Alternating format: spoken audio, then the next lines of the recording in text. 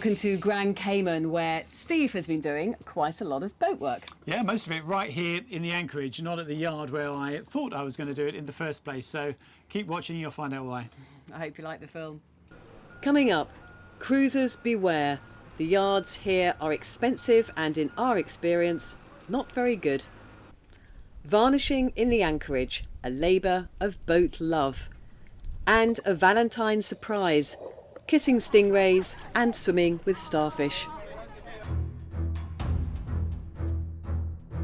Maybe it was an omen of things to come. The week didn't get off to a good start.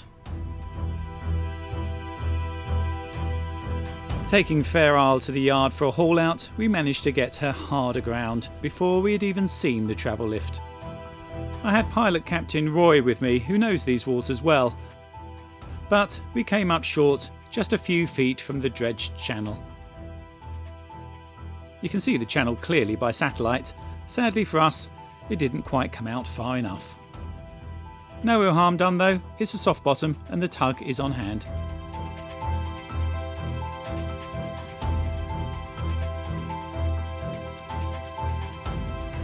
If we had a bolt-on keel, I would be more concerned. Fair Isle's keel is fully encapsulated lead, so all this will do is scrape the barnacles off the bottom.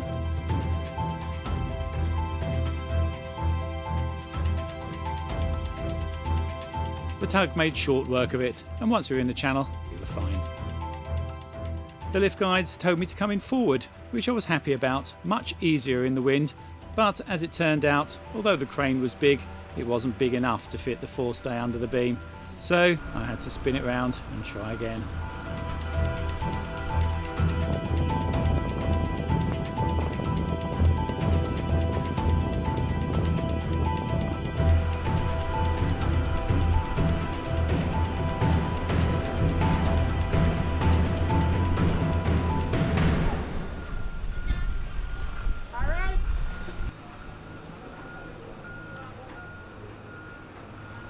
I've been doing the scraping every week, but growth is quite quick here in the Caribbean, so there's plenty for the jet wash to do.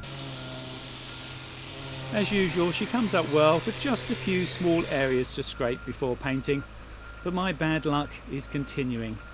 Well, best laid plans and all that. It's been a bit of a disaster, this haul out, for several reasons, but the main one is all our stuff that was delivered about a week ago is stuck in customs. I thought it had cleared, but it hasn't. They don't know when it's going to clear, and it's very expensive to stay in this yard. You can't stay on the boat. It costs about $300 a night to stay in a hotel, so we can't wait around for that to happen. It's been jet washed, so obviously it'd be really nice to get that new antifoul on here, but it's going to have to wait. And the other job that I wanted to do, there must be some sort of conspiracy to stop this happening, because I've tried about 3 times, is to drop the rudder off and pull the prop shaft, check the cutlass bearing. Not that I think there's anything particularly wrong with it. It's all fine, but it's never been done in the time that we've had it, so I thought it prudent to do it before we crossed the Atlantic. But good news is we had a surveyor in today, Dave, who was absolutely excellent. He really has gone over the boat, and is coming back to do inside later. But yeah, while it was out of the water, he's done everything here, and he's checked it and said, well, there's a bit of wear in the cutlass bearing, but it's absolutely fine for the time being. Same with the hinges, can't really see any movement there. Now in this yard, I can't do any major work myself below the waterline. As the rules are, it has to be done at great expense by the workers here. You may be able to negotiate doing some work yourself or with an outside contractor, but you'll have to pay a lay day to do it.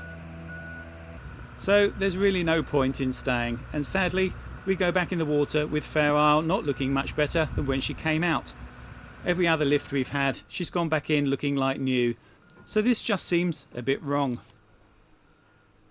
As much as it pains me to have Fair Isle looking this way on the outside, at least I can do something about the interior.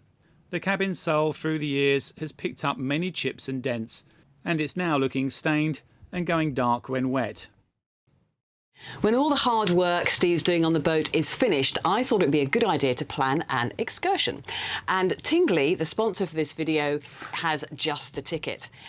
All the excursions come in a box. There are absolutely thousands of them, over 100 different countries. You can choose the excursion that you want to do yourself, or the person you're gifting can choose their own excursion. Well, because it's coming up to Valentine's Day, I'm going to choose this box.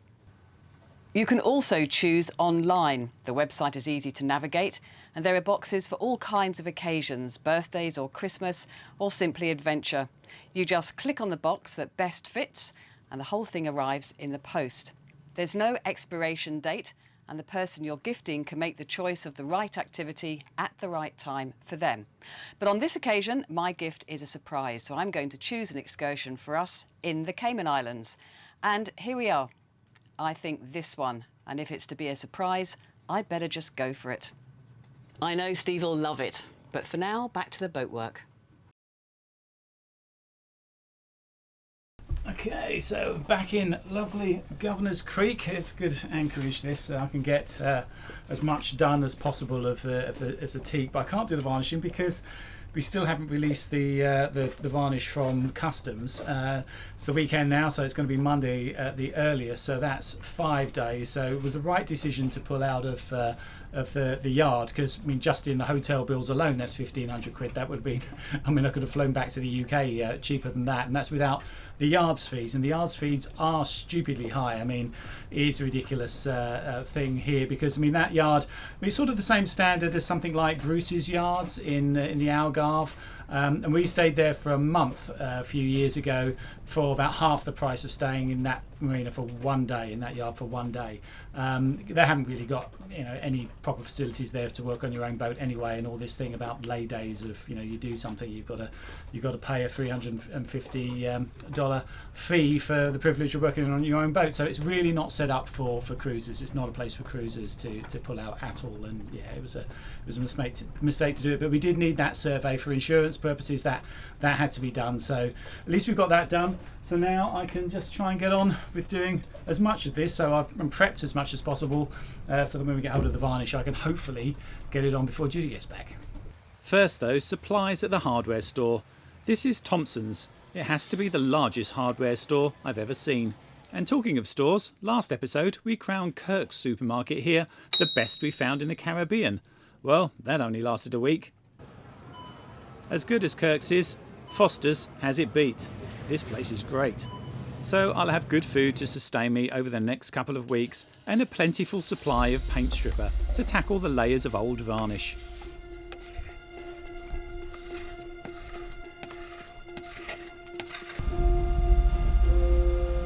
I had hoped to do the bulk of the work with a heat gun, but my cordless one wasn't quite up to the job.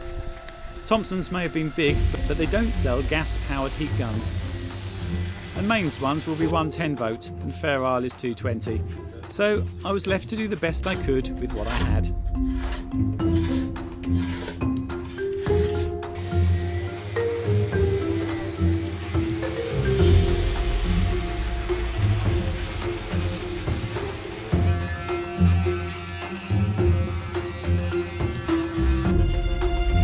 At the end of the day, there's no real shortcuts, just a laborious graft by hand and lots of mess. Small areas like the forward heads here are fairly easy to contain, and I took as much outside as possible. The biggest challenge was the saloon. As you can see, I've blocked off as much as I can with this brown paper. We had a massive roll of it that we made the pattern for the mattress, which is coming with this delivery as well, and we had a load of it left, so I was going to throw it out, but Judy said no, let's keep it. I'm glad we did, because yeah, I think it'll hopefully do a reasonable job of keeping most of the dust out. You never keep it all out, but this is the tool I'm going to use. That's my random orbital sander. It's a really good one. It's all the edges I've got to do here. These boards have been done with 80 outside. I'll take them back out and finish them off with the finer stuff. But yeah, all these bits that haven't been done, these have just been done with the chemical stripper and the heat gun, all in there and all in here. And I've got the fane, which is good for doing just the edges. So yeah, hopefully they'll do a reasonable job. I think I'll close up the companionway hatch, because as you can see, I've got all the cushions just out there, and the draft blows through. It'll probably blow all the dust onto them. So I'll close those, open these hatches, and hopefully not get too dusty.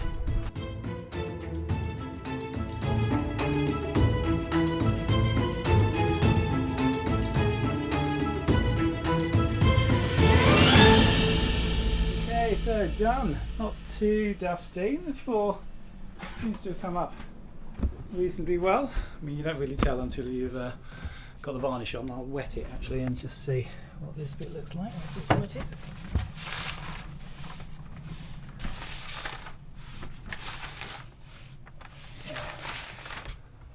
That's not bad.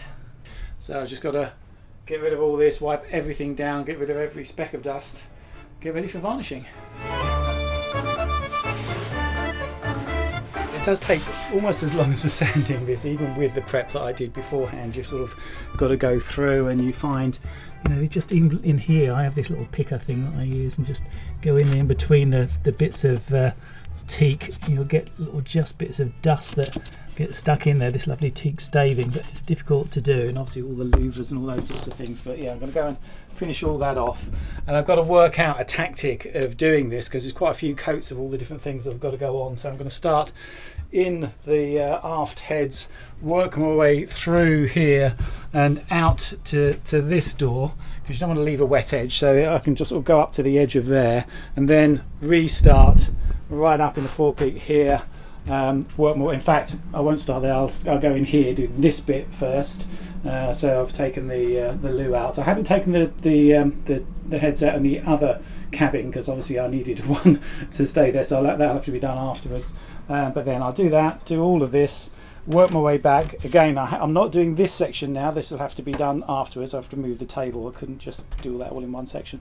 But that's okay. Now I'll work my way down through here and out, and outside I'll have all the lift out panels. I can do them out there because I don't want to be trying to sort of do it across the gaps. It's all very a tight fit in here, and you know, you don't want sort of varnish going in that getting all stuck. You want a good edge. So yeah, they'll all be done outside. And then between coats I like these sort of little hand sander things. You don't really need to sand. If you do within 24 hours each coat, and it should dry quite quickly. The reason I've picked this varnish, people said, you know, it's a really good varnish and great for floors because it flows on well, and also it dries really quickly. So you know, in the sort of temperatures we've got here as well, that should help. It should help with the flow, and it should help with the drying as well. So I'm hoping I can sort of go through it, do 2 coats in a day maybe if I can work that quickly, and then between it just a very light rub over with this just to get any little bits of dust, hairs, that sort of stuff off, and just a quick wipe over and put the next coat on. So we're ready. All we need now is the varnish.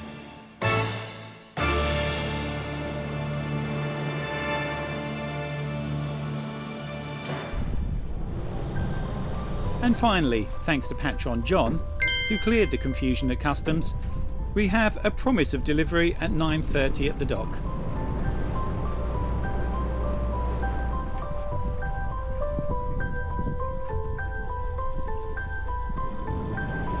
I thought I'd take the opportunity to get some fuel too. Jim and Sylvia, who have their trawler at the dock, took my lines, always appreciated when you're single-handed.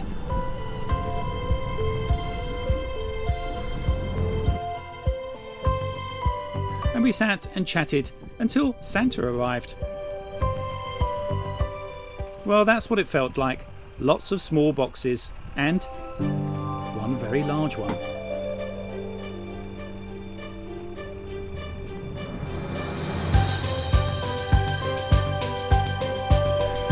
So that's it, they came in the nick of time because this boat needs that spot on the dock wall there.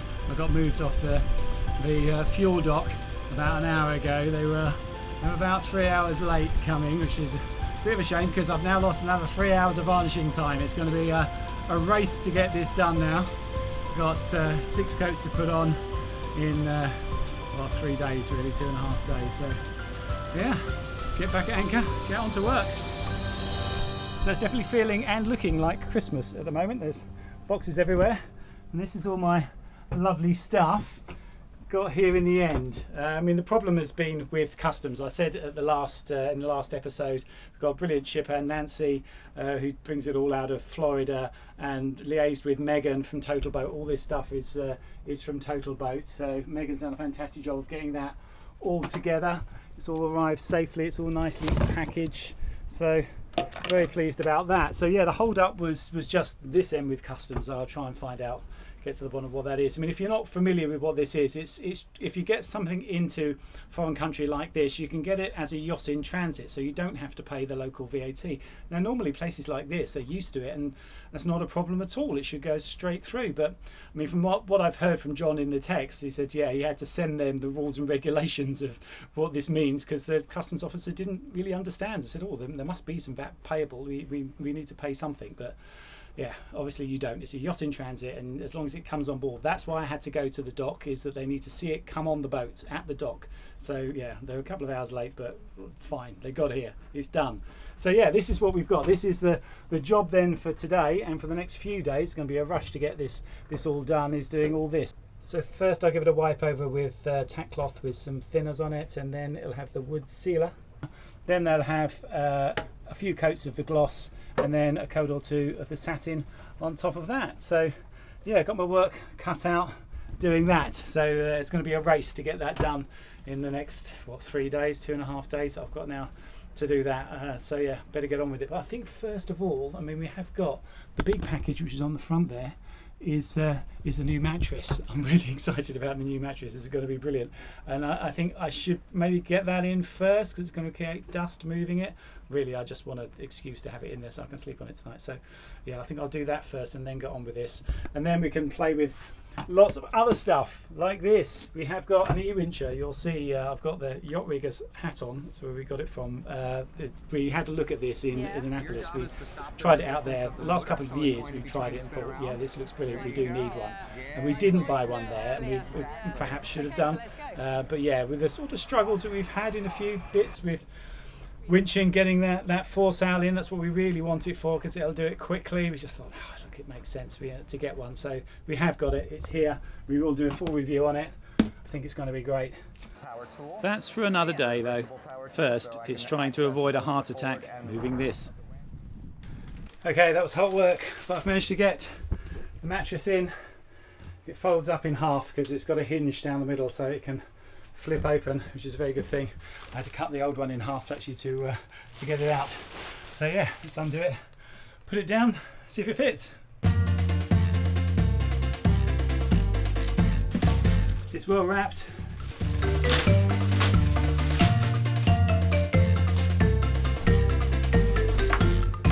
Look at that. Wow.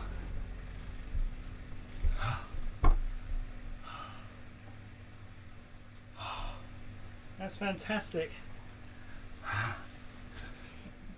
Obviously we do a full test review of this later after we've slept on it. Such a perfect fit. And look, even up here it's got this bit that's just angled off because it's got this little bit in there. We've done it all perfectly. But look, this is what it's all about. Flip it back, I can get to those 3 lockers. Nice lovely bottom on it. You don't feel the hinge when you're lying on it. You can't feel anything on there at all because it's got this topper on there. I can do the same this way. Get to all those lockers. Absolute genius. Love it. Oh, can't wait for bedtime. Alright, need a bit of a hoover and a wipe down. Then I can get on with the varnishing. Phew, I need a drink first.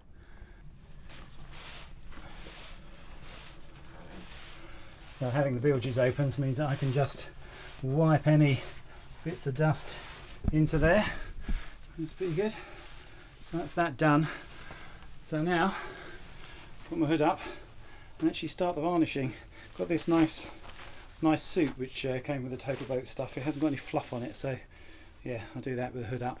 Hopefully I won't get any hairs anywhere then.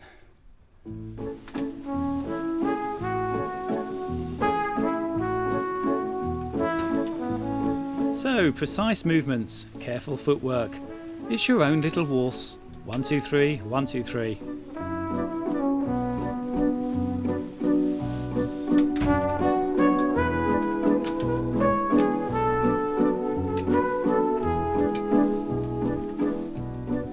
Outside, everything needs a wipe with a tack cloth and the same varnish treatment.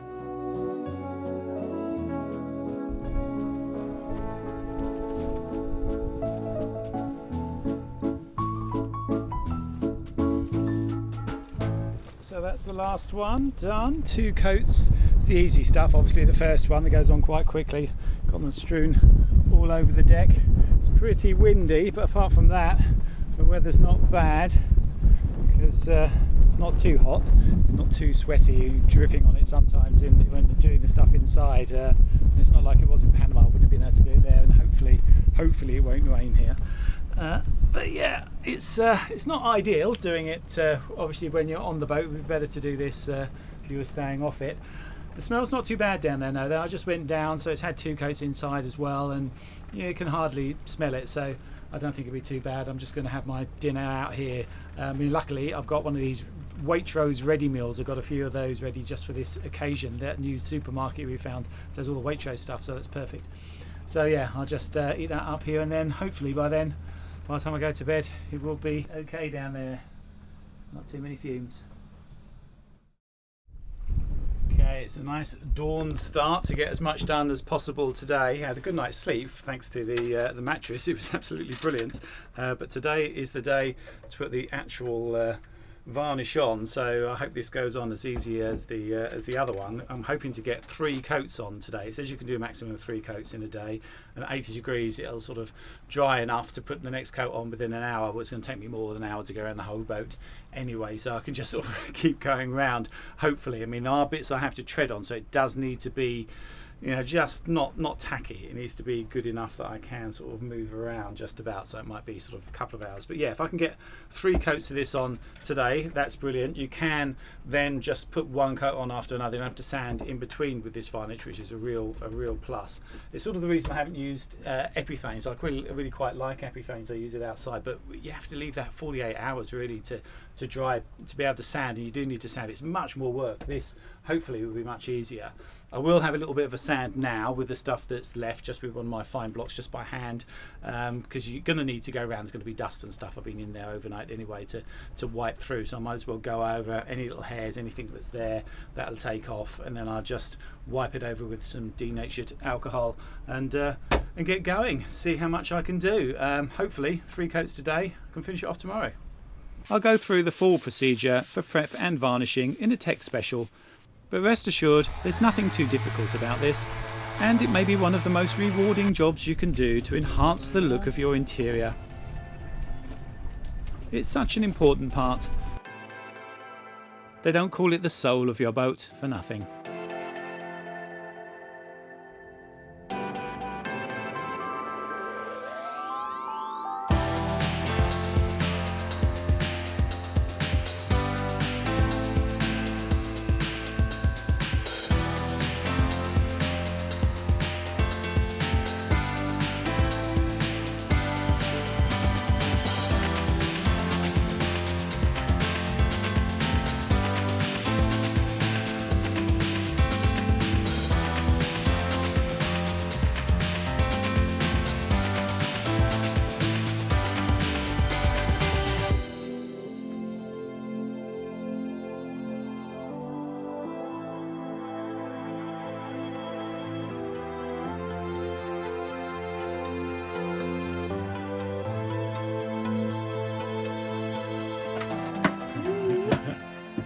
Have a look. You turn the lights on, it's getting dark. Oh, it is, yeah. Wow. It looks like a different boat. It looks absolutely lovely. Oh, you got me flowers.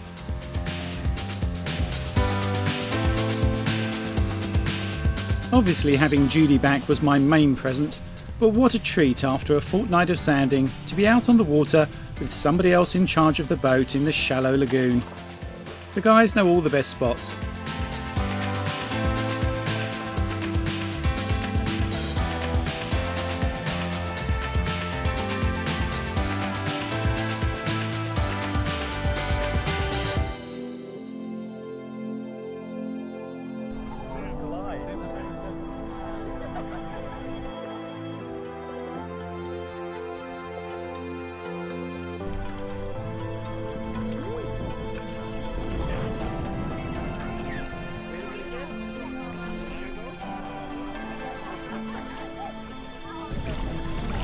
Right here. Uh-huh.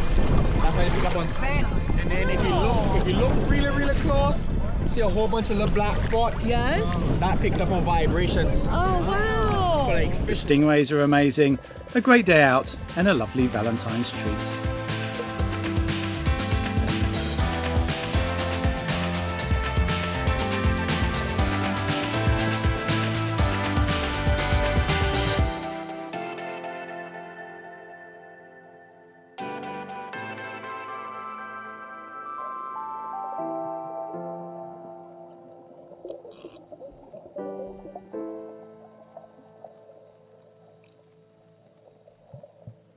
Yes, that was a lovely day out. Very relaxing. It was. Thank you, Dave.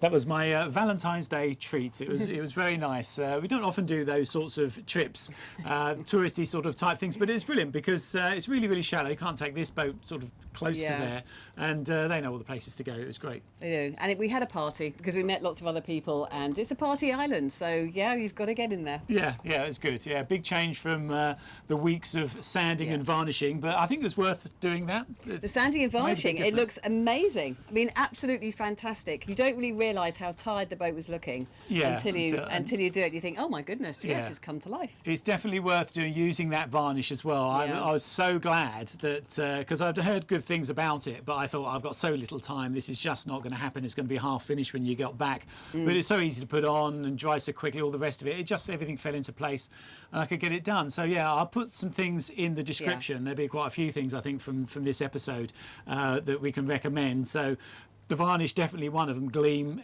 excellent stuff. And the other one, the E-wincher. I am so looking forward to that because we have had some pretty difficult sales, I have to say, over the last couple of months, and we could have just done with an extra hand, and that's what this is really. Yeah, it's going to change the way that we do some things on this boat. So we'll mess about with that and see how well it, and do a proper review of that in in the coming months as we use it.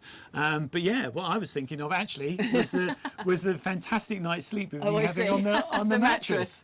Our old mattress has got to be 24 years old, and you don't realise how rubbish it was until we got a new one. I actually thought it was quite good, but then you could get this new one, you think, Jesus, no, this is so much better, so much better. Yeah, it was definitely the thing to do. And now I can get to everything. One of the things I've got to do actually this week is change the membrane in the water maker. The water maker lives below the bed, so now instead of taking all the bed apart, trying to pull that mattress off and put it somewhere, I can just flip it over, get in, do the work. So it's going to make so much difference. Yeah, it is. And so we get a new water maker as well, effectively, don't we? Changing the membrane. Well, I'll probably now I can service it easier. I can probably do it better by changing those filters more often as well. So that's good. So that's where we are now, and we're off to Cuba next. Yeah, looking forward to that. Yeah, southern Cuba, and then we haven't decided where we're going to go. We're going to go to the Bahamas, but whether we go around the north way or the other, or whether we just go along the south coast. But yeah, I've seen some good things about Cuba, and yeah, very much looking forward to it. So thank you very much to our patrons, thank you to our subscribers, and thank you for watching, and we'll see you next time. Thanks for watching.